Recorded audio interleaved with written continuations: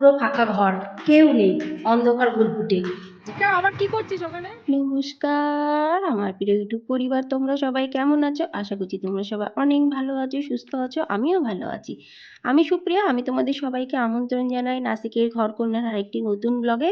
যে যে প্রান্ত থেকে আমার ব্লগটি, আমার ভিডিওটি দেখছো, আশা করছি তোমরাও সবাই অনেক ভালো আছো। এখন বাজে সন্ধ্যে 6:30। বেড়াচ্ছি একটু বাইরে, এমন একটা জায়গায় যাচ্ছি পুরো ফাঁকা ঘর, কেউ নেই, অন্ধকার ঘুটঘুটে, জিনিসপত্রও নেই। কেন যাচ্ছি, কিসের জন্য যাচ্ছি, ব্লগটি দেখলে তোমরা জানতেই পেরে যাবে। একটু কিউরিসিটি লাগছে, তাই না? চলো। দেখো, একদম সন্ধ্যা হব হব ভাব, দেখতে পাচ্ছ? প্রায় বাড়িতে লাইট জ্বলে উঠেছে।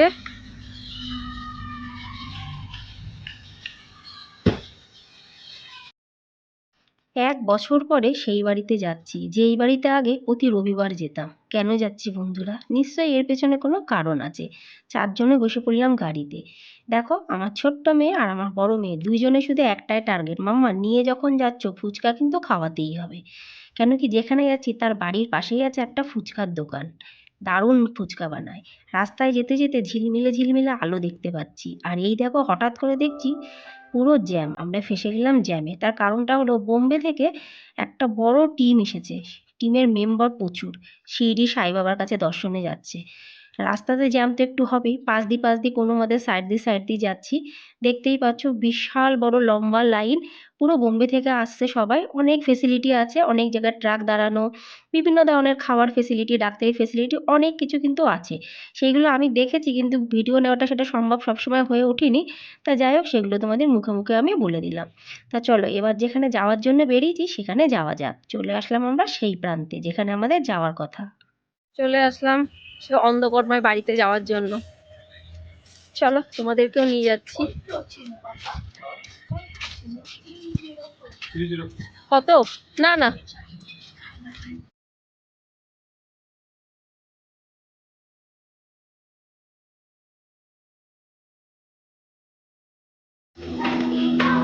কেন শিবকে লিফট দিয়ে গেলেই তো হতো, সিঁড়ি দিয়ে যাওয়ার কি দরকার পড়েছে? লিফট দিয়ে গেলেই তো হয়ে যেত না? লিফট থাকতে কষ্ট করে সিঁড়ি দিয়ে ওঠার কোনো মানে আমি বুঝি না। তিনজনে উঠছে, ওই জন্য আমিও উঠছি। মোবাইল জ্বালা, মোবাইল জ্বালাও।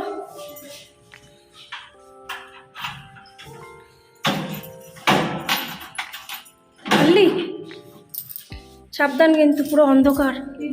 জুতো পরে যাই না, জুতো পরে যাই। হ্যাঁ, সাফাই করিয়েছে। তাও লাইট জ্বালা দেখি। এটা কি জ্বালিয়েছে? না না, এখানকার সুইচ কই?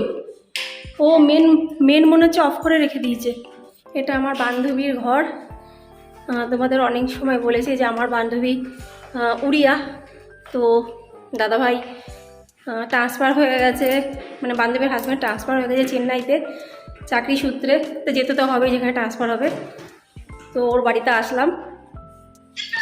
হ্যালো, তো এই দেখো আমার বান্ধবী, এই যে। कैसे हो सोनाली? अच्छी हो रहा है, ठीक ठाक। तुम्हारे घर पे हम आ गए। आ जाओ रे। मैंने पूछा कि कुछ एक दिन रह के जाओ। हाँ हाँ हाँ, थोड़ा पानी वानी आ रहा है या नहीं आ रहा है? वो तो सब टैप वगैरह चालू कर रहे, आप भी जस्ट आए। এটা হলো বান্ধবীর ঘরের ঠাকুরের মন্দির। কি সুন্দর মন্দির। এই যে টিভি ক্যাবিনেট, আর এই জায়গাটা খুব সুন্দর। চলো ভেতরের দিকে নিয়ে যাচ্ছি। এটা রান্নাঘর, এটা আর একটা ঘর, কিন্তু এখানে লাইট, এই লাইটটা জ্বলছে না দাশু, এই লাইটটা। এখানে আসার পরে আমার সব পুরনো কথা মনে পড়ছে। এখানে এসে আমরা কত আনন্দ করতাম, প্রতি রবিবার আমরা ঘুরতে যেতাম। মানে সেই সময়টা পুরো আলাদা ছিল। কিছু করার নেই, সময়ের কথা, সময় মানুষকে সব শিখিয়ে দেয়। এক বছর পরে আসলাম তো, সেই জন্য সব কিছু ক্যাবিনেটগুলো একটু টেনে টেনে দেখছি সব ঠিকঠাক আছে কি নেই। আমার বান্ধবীকে তার ঘর পুরো দেখিয়ে দিলাম, তাহলে বুঝতেই পেলে যে কেন এসেছি আমরা। সবসময় হয়ে ওঠে না। আর সবথেকে বড় কথা, আমার ইচ্ছাই হতো না যে খালি ঘরে যাই। মনটাই ভালো লাগতো না, কারণ আমার ওই বান্ধবীর সাথে বিশাল একটা মানে মানে বিশাল বিশাল ভালো আমাদের মানে একটা বন্ডিং ছিল। তো যাই হোক, ওর ঘর ওকে দেখিয়ে দিলাম। এবার আমরা যাব মানে নাসিকের মধ্যে যত জায়গায় দই ফুচকা খাই না কেন, যেখানটাতে এখন যাব সব থেকে বেস্ট আর সব থেকে ভালো কথা, একদম নিট অ্যান্ড ক্লিনভাবে দেয়। রাস্তা মনে আছে? রাস্তা পেয়ে যাবো ঠিকই, সেই 1 বছর আগে এসেছিলাম, তো আমার মেয়ে জিজ্ঞাসা করছে রাস্তা মনে আছে, পেয়ে যাবো ঠিকই। এত সুন্দরভাবে পরিষ্কার পরিচ্ছন্নভাবে দেয় একজন দিদি, আর খেতেও বেশ ভালো লাগে। এখন রাস্তাটা পাওয়া নিয়ে কথা। হাইজিনিক পানি। হাইজিনিক পানিপুরি। চলো গুটি গুটি পায়ে আমরা এগাচ্ছি ফুচকা খেতে। ফুচকার দোকান চলে এসেছে, চলো যা হাত ধো। বাবা ফোন ধুয়েছিস? কি খাবা?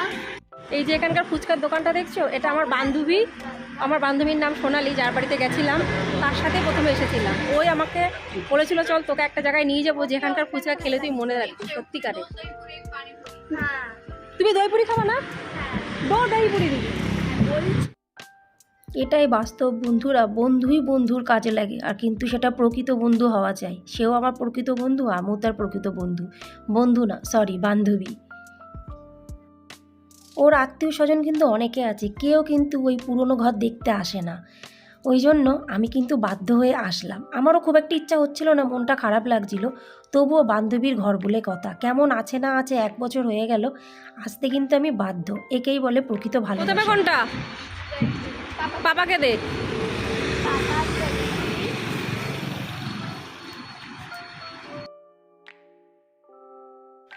তো তোরা দুজন পানিপুরি নিয়েছিস?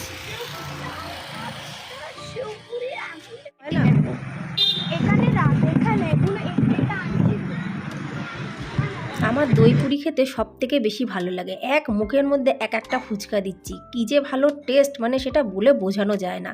আমরা 4 জন মানুষ, কিন্তু 3 রকমের আমরা অর্ডার দিয়েছি। আমি আর কর্তামশাই 1 রকমের, আমার 2 মেয়ে আলাদা আলাদা রকমের। দেখেই অবশ্য তোমরা বুঝতেই পেরে যাচ্ছ। এখানে 3 রকমের আছে, একটা দই পুরি, একটা সেউ পুরি, একটা পানিপুরি।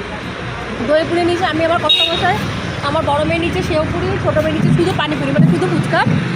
এবার সবাই আমরা মিলিয়ে মিশে খাচ্ছি। তুই দই পুরি নিবি 1 প্লেট, আবার 1 প্লেট, মানে আবার 2 প্লেট অর্ডার দেওয়া হলো। 1 প্লেট দই পুরি আর 1 প্লেট সেউ পুরি। এত সুন্দর বানায়, এত সুন্দর বানায় সত্যি।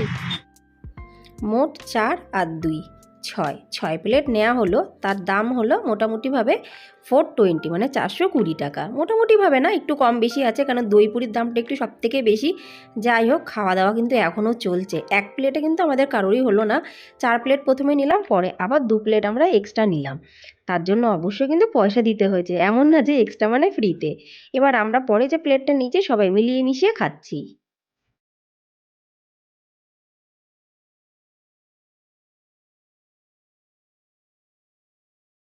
দু প্লেট করে খাওয়া দাওয়ার পর্ব শেষ। এখন এদের খাওয়া শেষ হয়নি,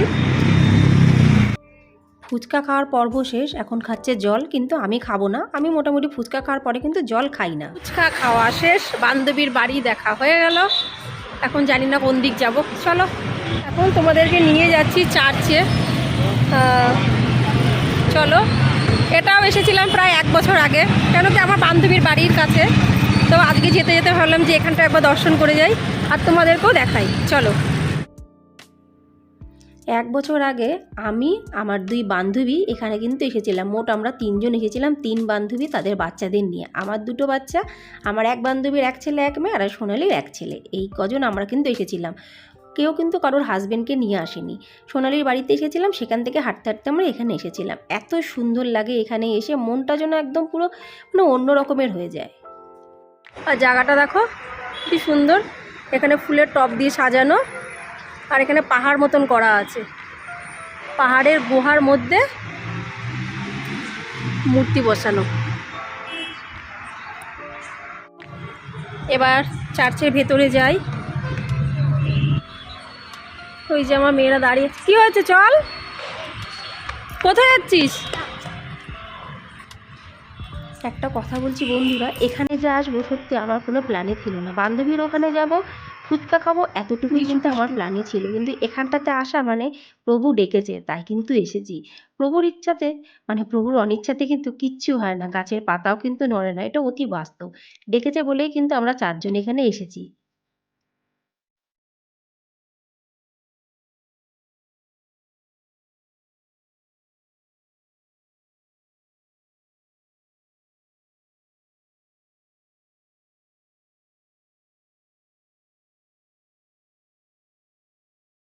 চার্চের যে বারান্দাটা কি সুন্দর সেটা তোমাদের আমি দেখালাম। এবার চলো আমরা চার্চের ভেতরে যাই। ভেতরটা তো আরো সুন্দর, কিন্তু কেন বুঝতে পারছি না আজকে সেরকম কোনো লোকজনই নেই। এই ও এদের তো টাইমিং আছে, সেই টাইমিংয়ে আসে। আমরা মনে হয় বেটাইমে এসে গেছে, তাড়াতাড়ি এসে গেছি কি দেরি হয়ে গেছে, যাই হোক। তো এগুলো তো পুরো বেঞ্চগুলো ভরা থাকে। সবকিছু ভাষাতে প্রকাশ করা যায় না, তার কোনো কথা হয় না, চোখে দেখে বুঝে নিতে হয়।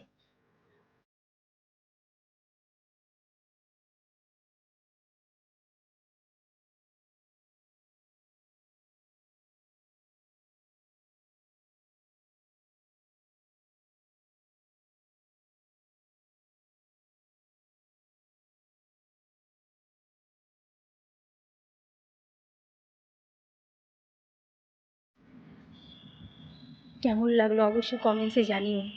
সবসময় তো সংসারের মধ্যে থাকি, সংসার থেকে একটু বাইরে বেরালে সত্যি মনটা বেশ ভালো লাগে, মনে হয় যেন নিঃশ্বাস নিচ্ছি, ও মানে অক্সিজেন পাচ্ছি।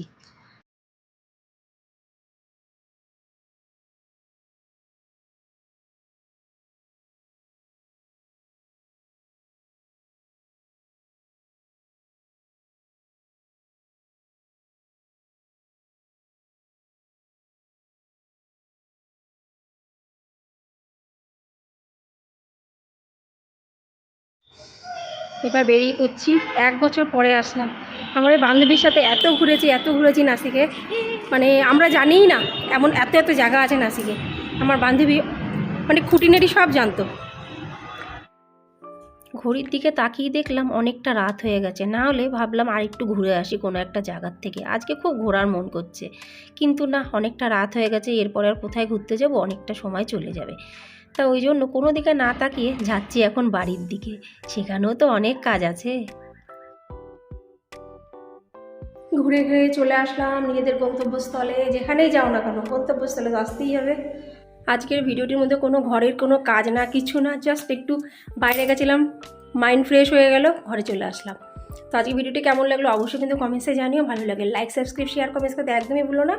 আবার তোমাদের সাথে দেখা হবে পরবর্তী ব্লগে। তাদের জন্য নমস্কার, bye bye, tata, good night, কেন কি রাত্রি হয়ে গেছে।